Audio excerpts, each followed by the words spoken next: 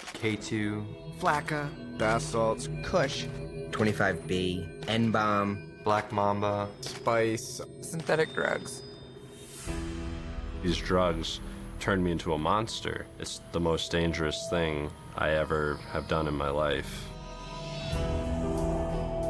A synthetic drug is a man-made drug that tries to simulate or match the properties of actual street drugs. Synthetic drugs include Spice or K2, bath salts, crocodile, and a drug known as N-bomb that's used and marketed as a replacement for LSD. Spice, or the K2, would come in these packages with some kind of picture and saying on it, all these different names, and you open it up and it looked like the potpourri you'd find in your grandmother's house. Bath salts would come in a small orange rectangular baggie, and it would say Crystal Bubbly on it. There's another thing called salvia. It smells like fish food. It says on the back for incense use only, and it's black. There's something like 200 or 300 new designer or research drugs that are out there.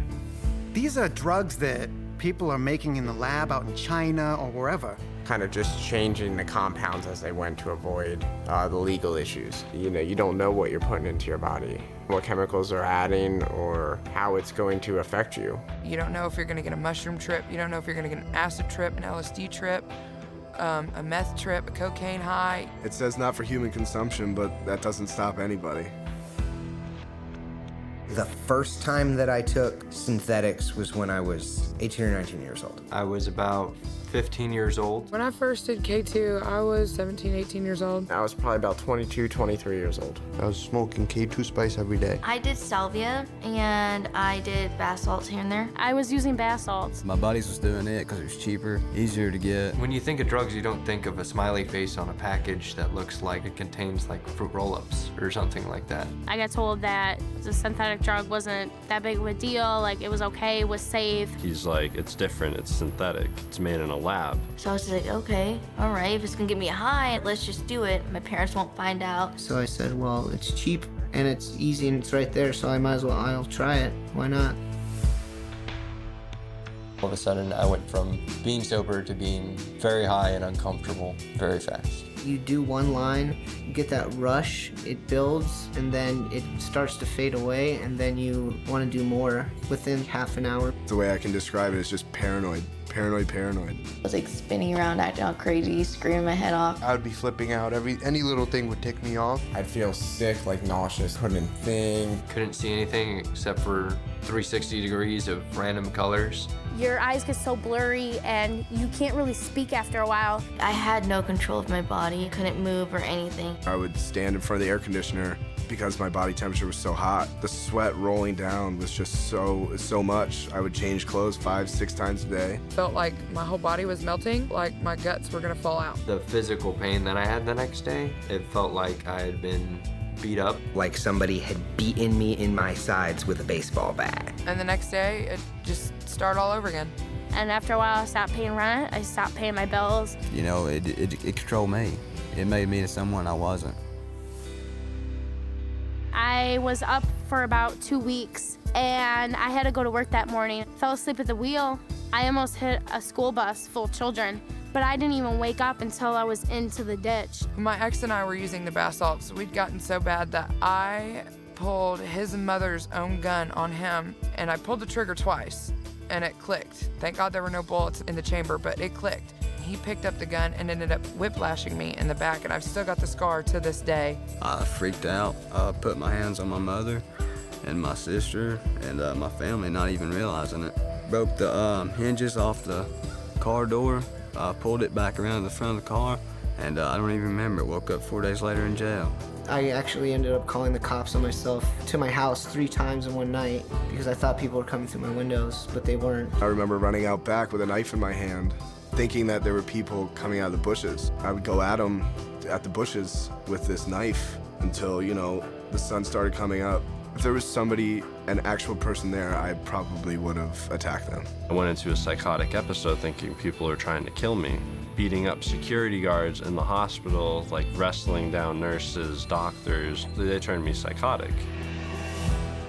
I knew one kid who ended up smoking a bowl to himself. He'd smoked it every day. He was pretty hooked on it. He has actually quit the drug for a good 6-7 months, but he still sees things that aren't there. He hears things that aren't there. There was this girl that did bath salts once. She blacked out, and there was a video of her getting sexually assaulted by 10 guys.